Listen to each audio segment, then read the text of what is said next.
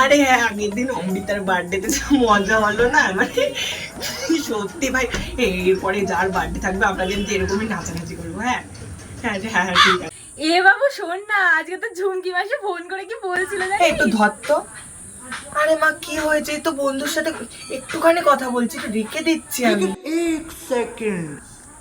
ছেলে আমার মস্ত মানুষ, ব্যস্ত অফিসার, তাই তো আমি এখন ছেলের কাছে হয়েছি পর।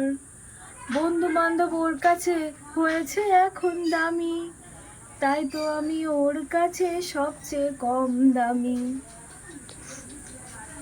আসুক, ওর বাবা আসুক, আমি বলবো। ও এখন আমাকে আর একদম পাত্তা দেয় না, সারাক্ষণ বন্ধু বান্ধবকে নিয়েই মেতে থাকে। মা তুমি এমন করছো কেন মা?